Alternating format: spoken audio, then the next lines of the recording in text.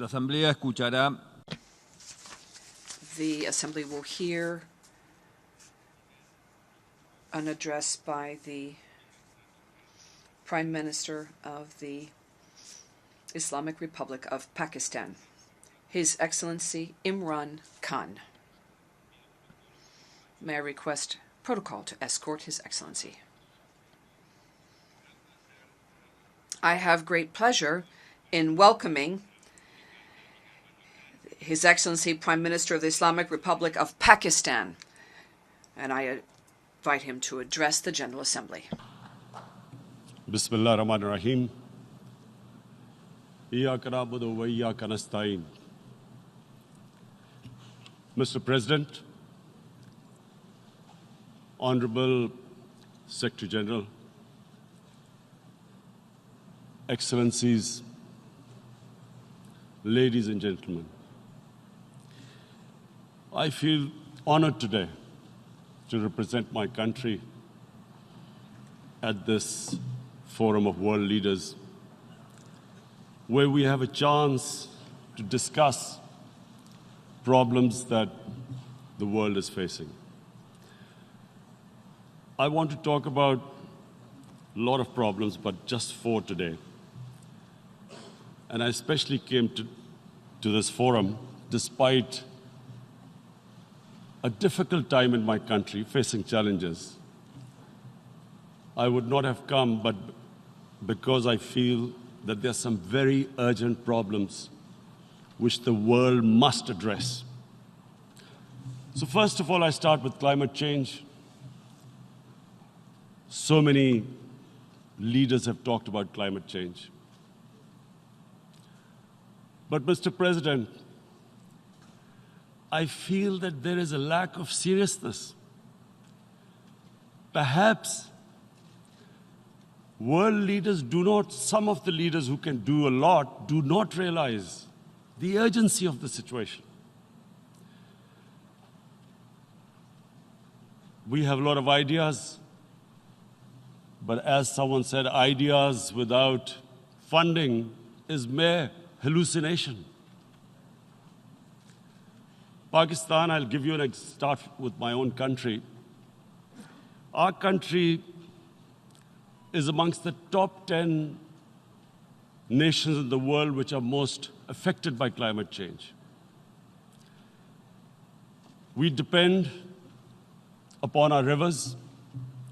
We are mainly an agricultural country. And 80% of the water in our rivers comes from our glaciers. The glaciers, not just on the Pakistani side, even India. The 80% of the water in Ganges and the Indian rivers also comes from the glaciers, from the Himalayan glaciers, Karakoram, Hindu Kush. And these glaciers are melting at quite a rapid pace. We detected already 5,000 glacial lakes in our mountains. And if this keeps going, if nothing is done, we are scared that humans are facing a huge catastrophe. In my country, when my party came to power in the province of KP, we planted 1 billion trees in 5 years. Now we've set ourselves a target of 10 billion trees in Pakistan. Idea being to counter the effects of global warming. But one country cannot do anything. This has to be a combined effort of the world. My optimism comes from the fact that humans, the Almighty has endowed humans with great powers. We can do anything, provided our survival instinct is stirred up. And this is really what I hope that the United Nations will take a lead in this. There must be more emphasis. Richer countries must be pushed. Countries that are responsible for greenhouse gas emissions. They must be pushed because our country contributes minuscule amount to greenhouse gases. So I feel that the United Nations must take leadership in this. My second issue for me right now is even more critical. Mr. President, every year, billions of dollars leave the poorer countries and go towards rich countries.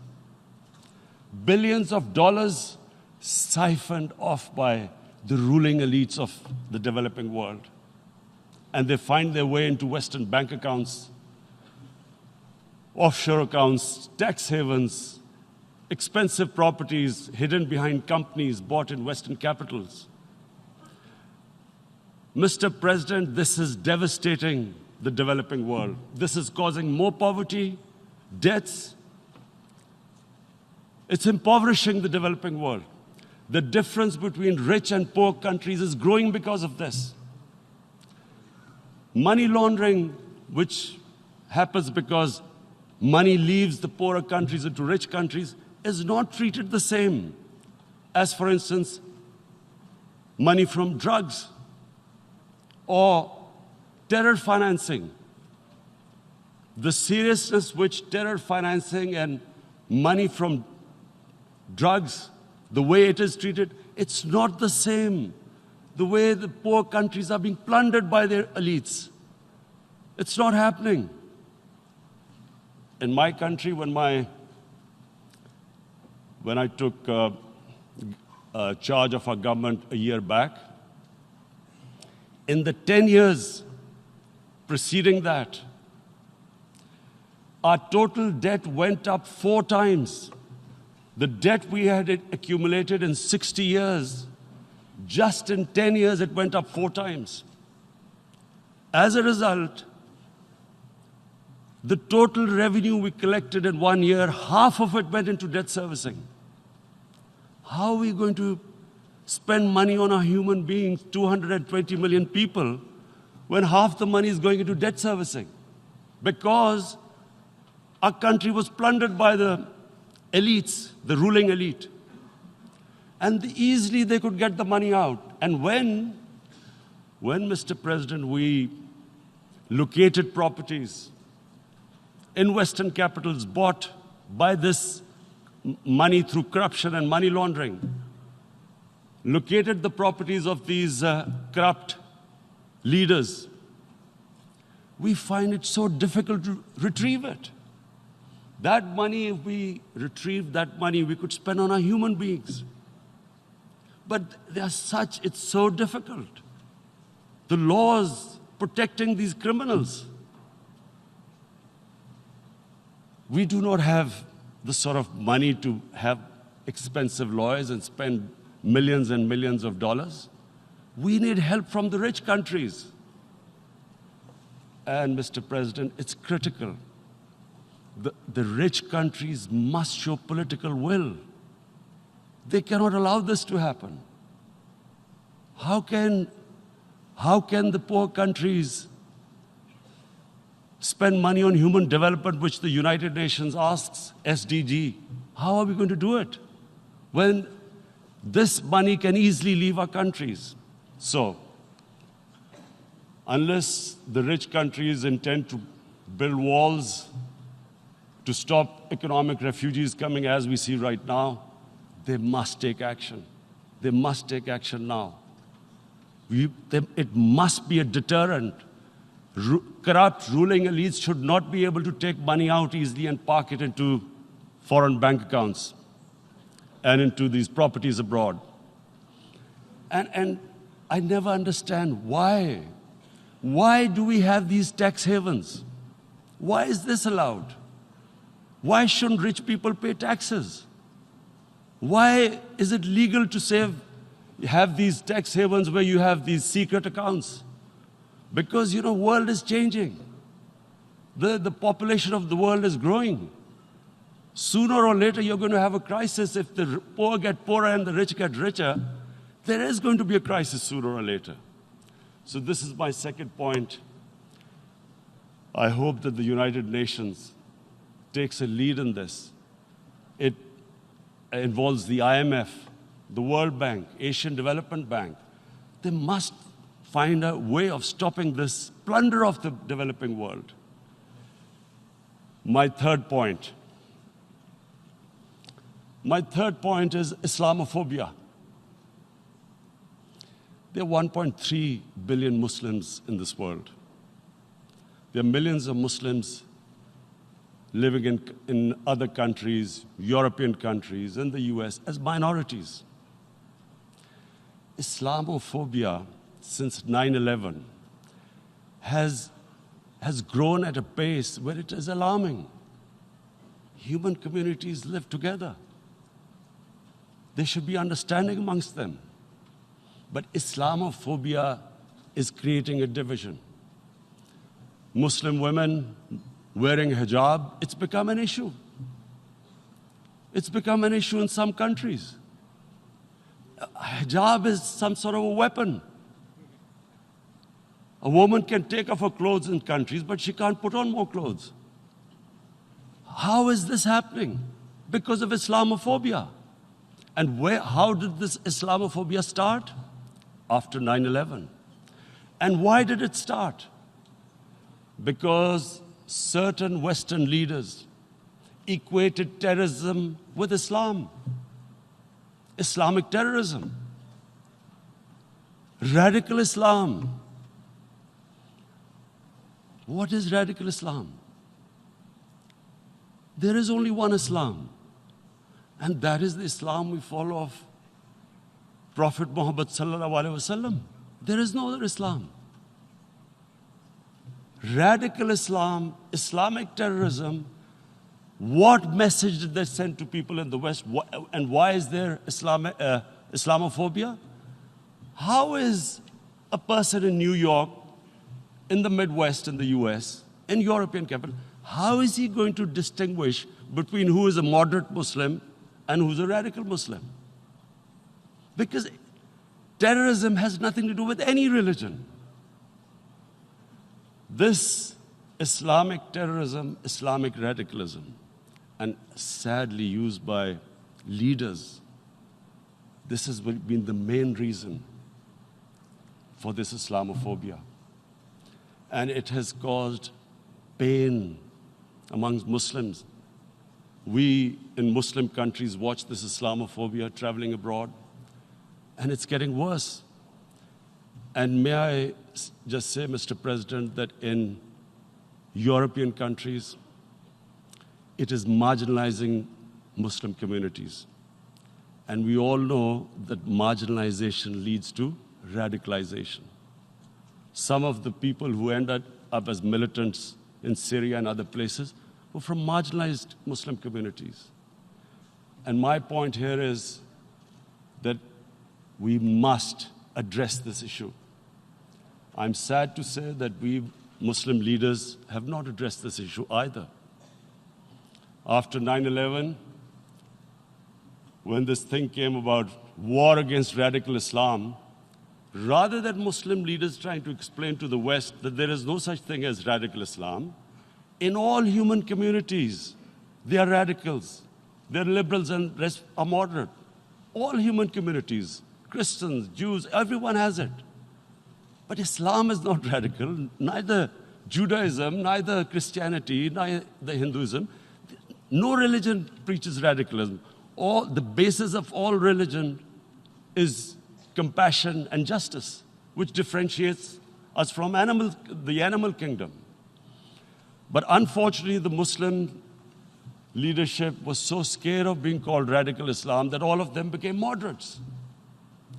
In Pakistan, we were in the eye of the storm, and our government coined a phrase called enlightened moderation.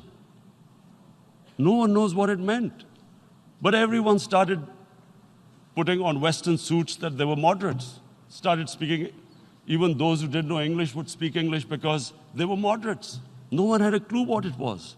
Because we, in the Muslim world, did not explain to the West that there is no such thing as radical Islam. One of the reasons why after 9/11, Islam was supposed to be equated with terrorism was suicide attacks. Because the 9/11 bombers did a suicide attack, all sorts of theories came up that the Muslims are involved in suicide attacks because they will get virgin in heavens. Some came up with, what about women, suicide attackers? So this bizarre thing happened. No one explained. Suicide attacks and Islam were equated. No one did research that before 9/11, the majority of suicide attacks in the world were by Tamil Tigers, who were Hindus. No one blamed Hinduism, and quite rightly. What has Hinduism got to do with what desperate people were doing in Sri Lanka? We all know we've seen films about Japanese kamikaze pilots at the end of the Second World War doing suicide attacks. No one blamed the religion. But here we were trying to prove we were moderates and not explaining to the West. But the most important thing I wanted to say here today, in explaining this Islamophobia, Mr. President, and I feel it's very important because I've spent, because of I played professional sport in England, I spent a lot of time there. So I know how the Western mind works and how West views religion. So where the misunderstanding about Islam came. And one of the reasons it caused Islamophobia. That was, in 1989, this book was published, maligning, insulting, ridiculing our Prophet Muhammad sallallahu alaihi wasallam. And there was a reaction in the Muslim world. The West couldn't understand what was the problem.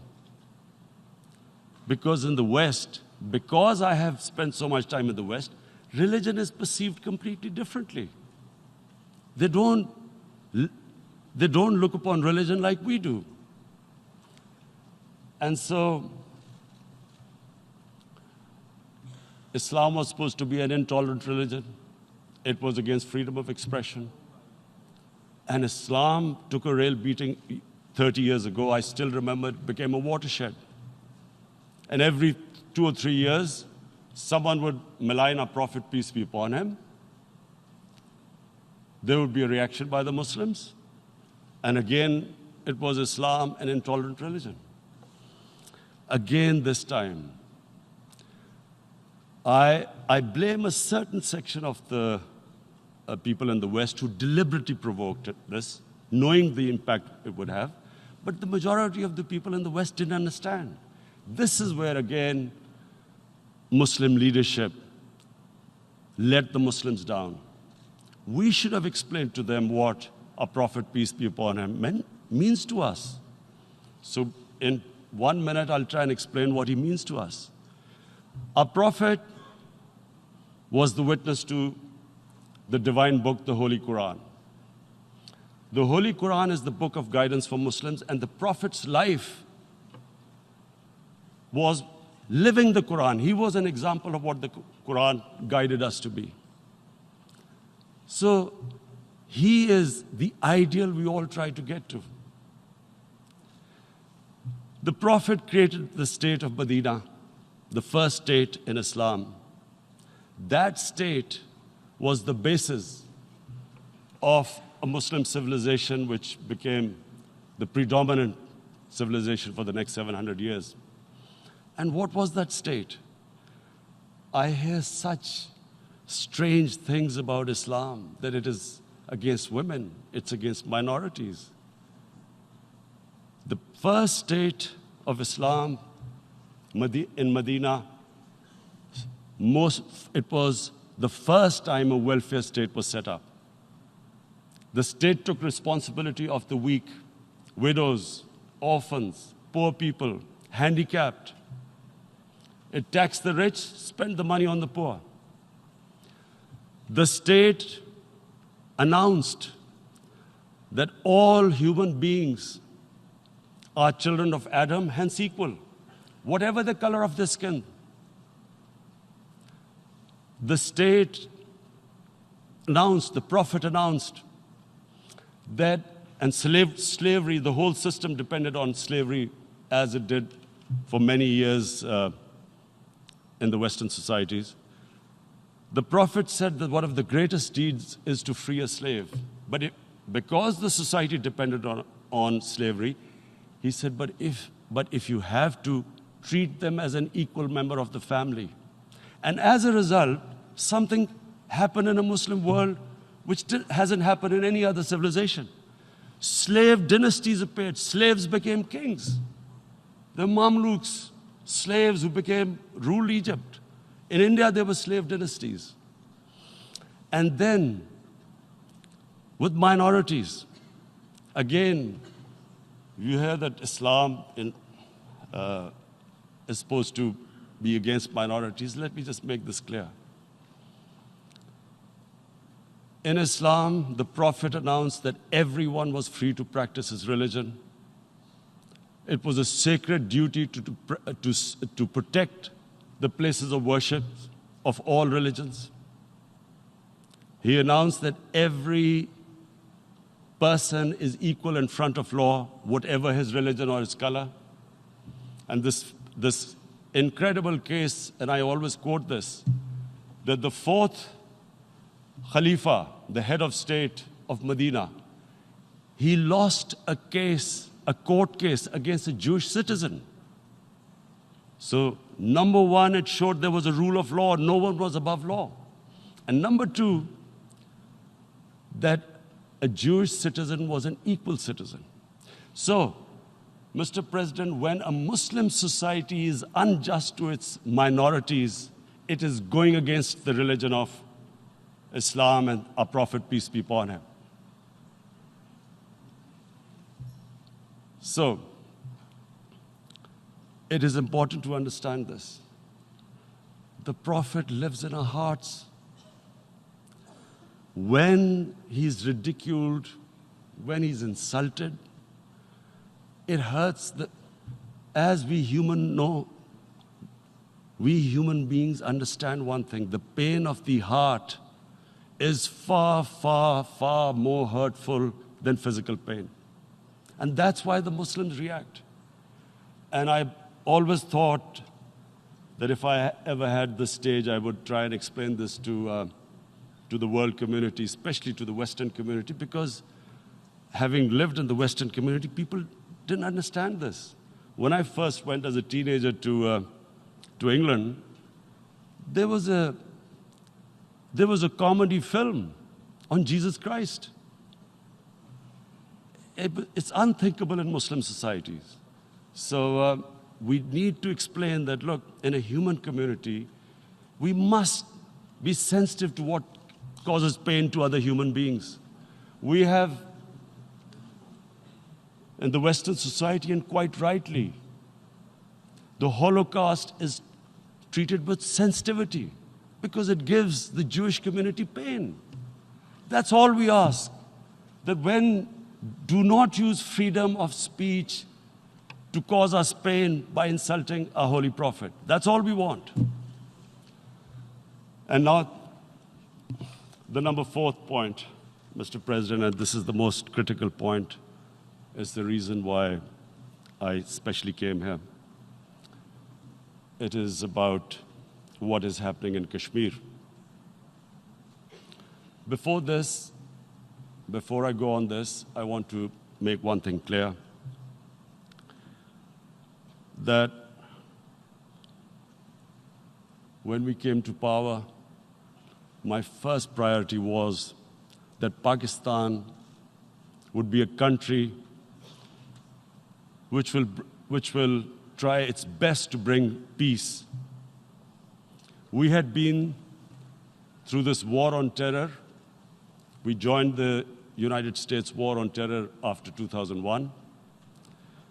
And Pakistan went through one of its worst periods where 70,000 Pakistanis died and over 150 billion was lost to our economy. And Mr. President, I opposed the war because in the 80s, Pakistan had joined the Western countries in what was the freedom struggle then in Afghanistan against the Soviets. And it was funded by the Western countries. These mujahideen groups, which were treated in guerrilla warfare, were trained by Pakistan Army, funded by the Western countries, and especially US, and they waged what was a freedom struggle in Afghanistan. The Soviets called them terrorists. We called them freedom fighters. 1989, the Soviets retreated. The Americans packed up and left. Pakistan was left with these groups. Come 9/11, Pakistan joined the United States in this war on terror. And now our government was supposed to, the reason why I opposed joining this war, because here we had indoctrinated them in jihad, meaning freedom struggle against foreign occupation. Now, because we had joined the US, and the US had occupied Afghanistan, now we were supposed to tell them that, no, this is not freedom struggle and jihad, it's terrorism. So that's why I tried to tell then government that, stay neutral because you will have leverage over them. You will be able to control them. But if you join them, you become collaborators and they will attack you, which is what happened. They turned against us. We went through a nightmare.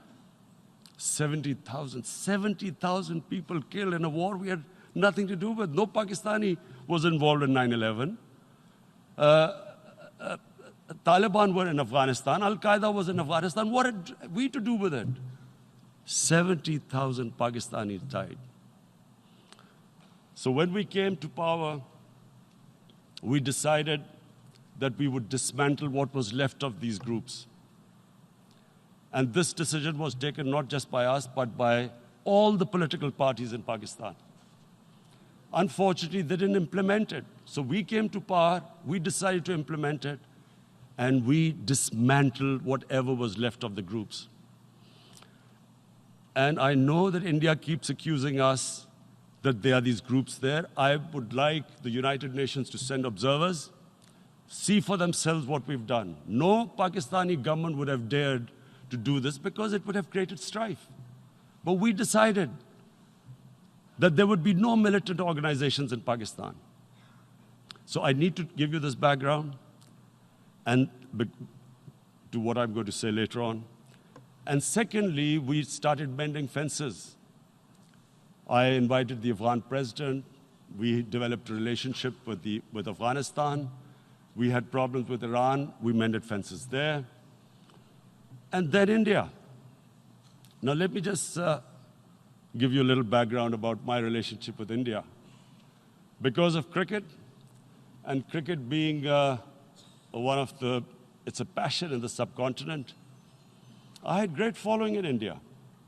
I have friends in India, and I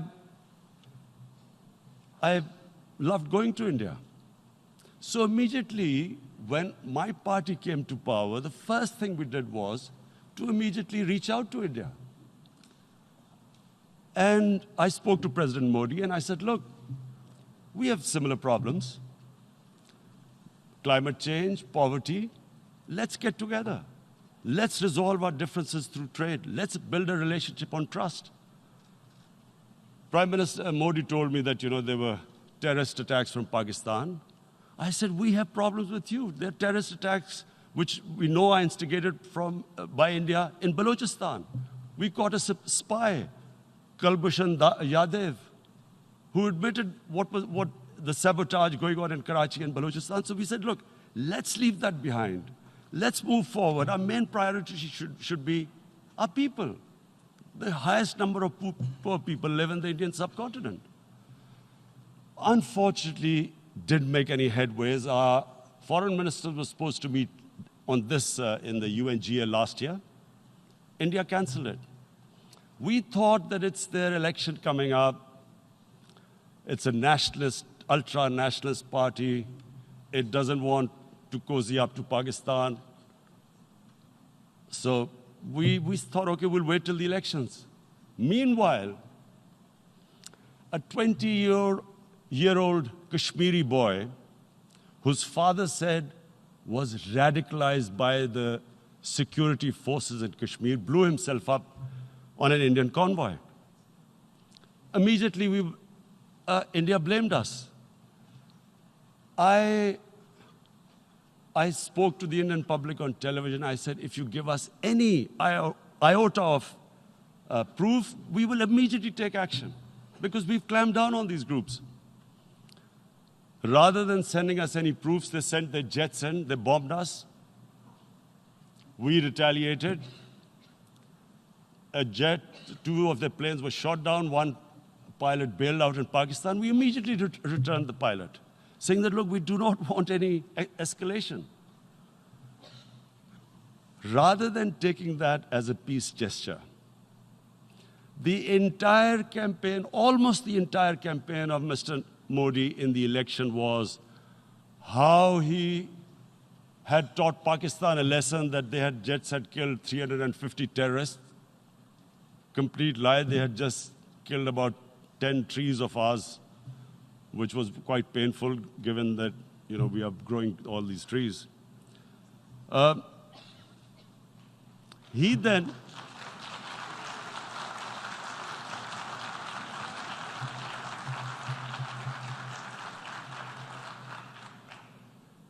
the election campaign, Mr. Modi used words like, this is just a trailer, the movie is about to start. I went into Pakistan and taught them a lesson. This was the election campaign. Okay, so we thought, us politicians make all these statements to win elections. So, okay, after elections, we'll get back to our normal relationship. Well, the moment the elections ended, we approached India, no response, but then we discovered they were trying to push us in the FATF blacklist to bankrupt us. That's when we realized there was an agenda. And that agenda became obvious on the 5th August when India went against 11 United Nations Security Council resolutions, which say that Kashmir is a disputed territory and the people of Kashmir have the right of self-determination. They went against that. They went against Simla Accord, which is about bilateral, sorting out our differences through bilateral means, went against that. They actually went against the Indian Constitution. Illegally, they revoked Article 370, which gave Kashmir the special status. They got an extra 180,000 troops there. Total number of security forces in Kashmir now are 900,000. And they put 8 million people of Kashmir under curfew.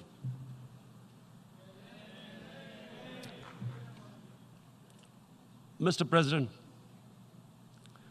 now I just briefly want to make the people understand, how can anyone do something like this? And for that, I have to explain to you what is RSS.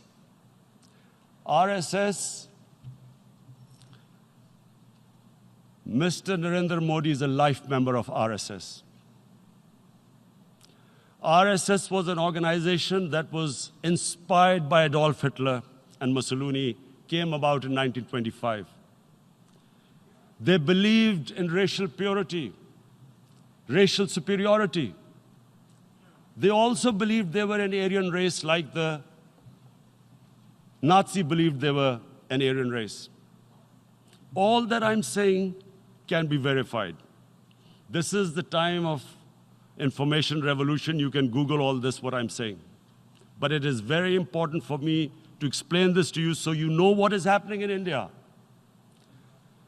This RSS believed in the ethnic cleansing of Muslims from India. At one point, there was racial superiority of the Hindu race. Secondly, it was hatred for the Muslims and for the Christians, because they believed that this golden age of Hindu civilization was stopped because of Muslim rule centuries back and then the British rule of India. So it was racial superiority and hatred for Muslims and Christians. This is openly stated. You look at the founding fathers of RSS, Golwalkar and Savarkar.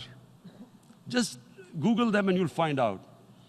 And this ideology of hate is what murdered the great Mahatma Gandhi in 1948. It was this ideology of hate that made Narendra Modi in 2002 do a pogrom against Muslims in Gujarat when he was the chief minister. He allowed 3 days for these RSS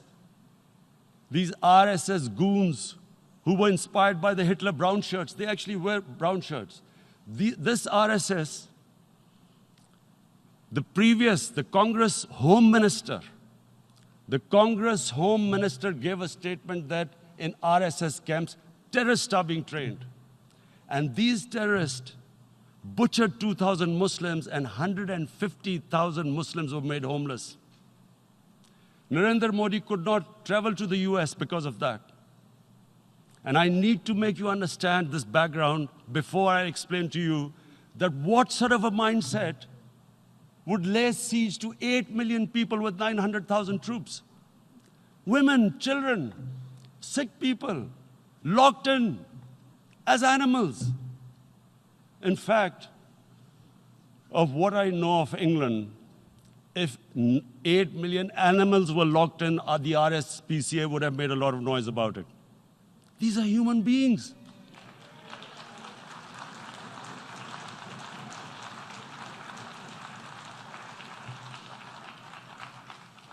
And Mr. President, what comes with racial superiority, these illusions of Aryan superior race, is arrogance. The two go together. And it's arrogance that makes people make mistakes and do stupid things. Cruel things like what Narendra Modi has done. It's sheer arrogance.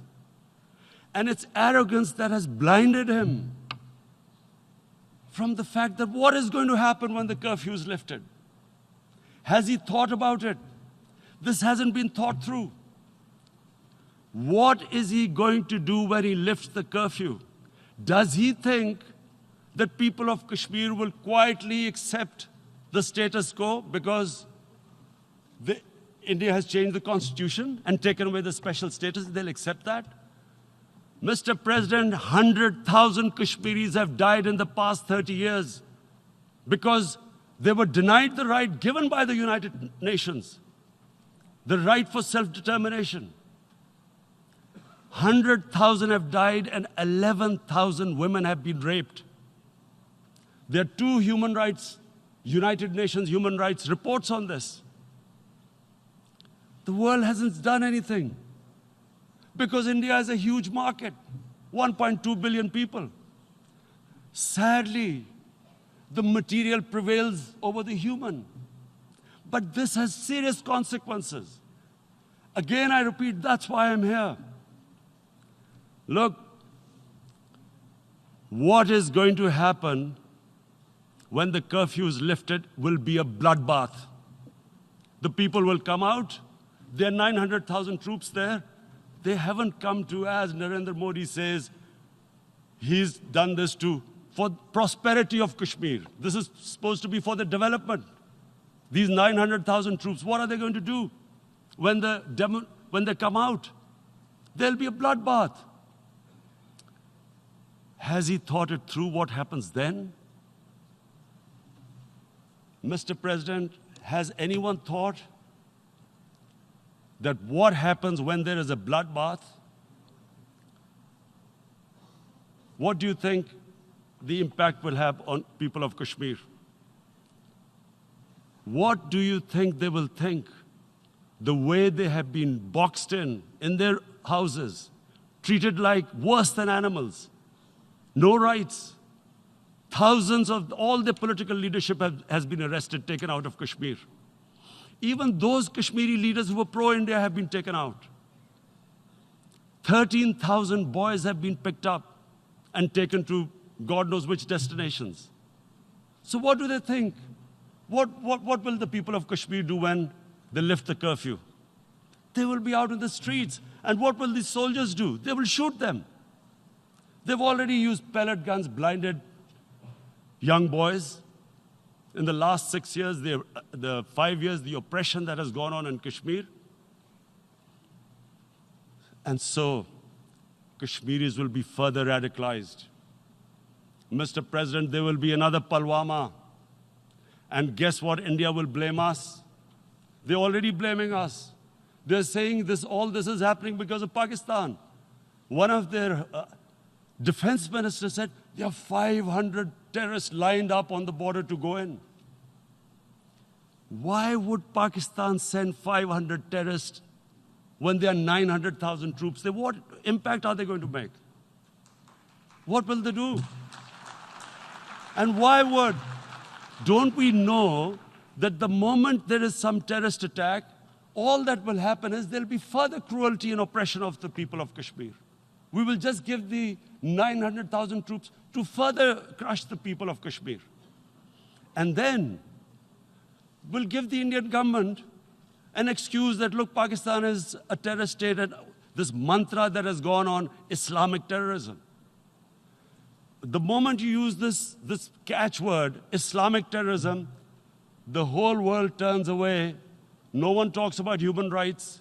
You can do whatever you want, which is what has happened in Kashmir, because they keep using this word, Islamic terrorism. And this is what they're doing right now. What do we benefit from further increasing the cruelty on the people of Kashmir? And why would we want this? But there is no other narrative left for India. As when they lift the curfew, whatever happens, Pakistan will be blamed, and there is always a danger of another Pulwama. They might come and bomb us again, and then another cycle might start. And what does Narendra Modi think? That 180 million Muslims of India are thinking right now. Aren't they watching these Kashmiris stuck inside for 55 days they've been stuck in? Aren't they watching? What do you think? Don't you think that the Muslims will be radicalized in India? And I'm talking about 180 million people. And when they get radicalized, there will be some incident in India somewhere down the line. Again, we will be blamed. And I'm warning you right now, again, we will be blamed. And, Mr. President, what about 1.3 billion Muslims who are watching this? And they know that it is only happening in Kashmir because they're Kashmiri Muslims. This is not happening to Kashmiri Hindus.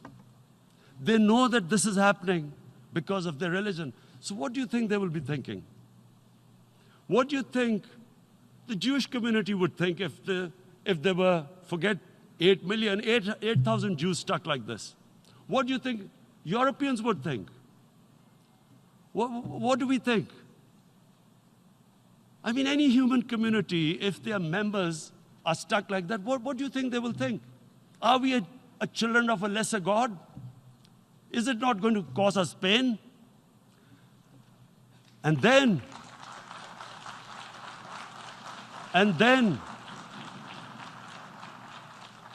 I'll tell you what will happen. People will, in the 1.3 billion Muslims, someone will pick up arms. I know we've been brought up with films, Western films. This good, decent guy doesn't get justice. he decides to pick up a gun and start seeking justice. There was a film made in New York, famous film called Death Wish.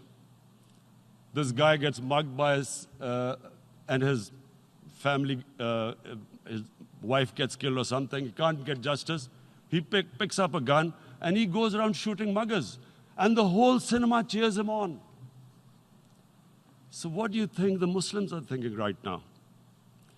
If there is a bloodbath, there will be Muslims becoming radicals, not because of Islam, but because of what they will see, that there's no justice when it comes to Muslims. There were Rohingya Muslims, Myanmar, who are, God knows, almost 1 million people out, ethnic cleansing. What was the response of the world community?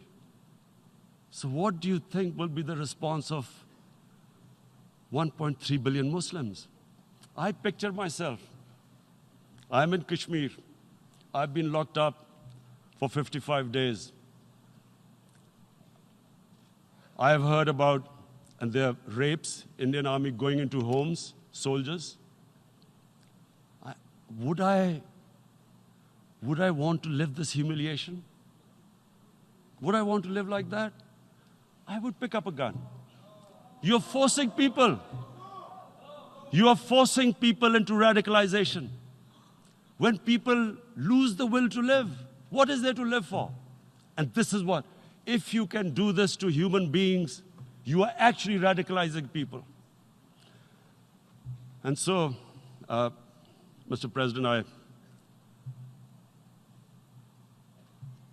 I want to repeat here, this is one of the most critical times. There will be a reaction to this. Pakistan will be blamed. 2 nuclear-armed countries will come face to face like we came in February. And before we head in that direction, the United Nations has a responsibility. This is why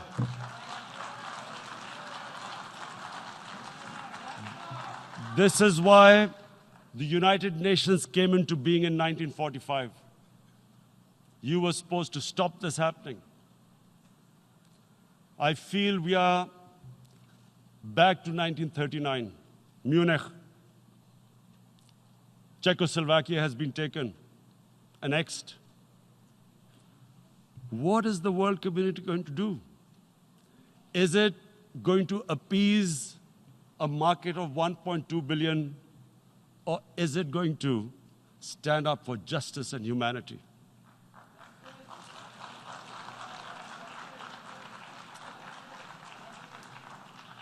If this goes wrong, you hope for the best, but be prepared for the worst.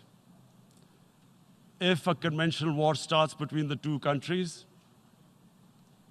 Mr. President, if a conventional war starts, and anything could happen, but supposing a country 7 times smaller than its neighbor is faced with the choice, either you surrender or you fight for your freedom till death, what will we do? I ask myself this question. And my belief is, La ilaha illallah, there is no God but one. And we will fight. And when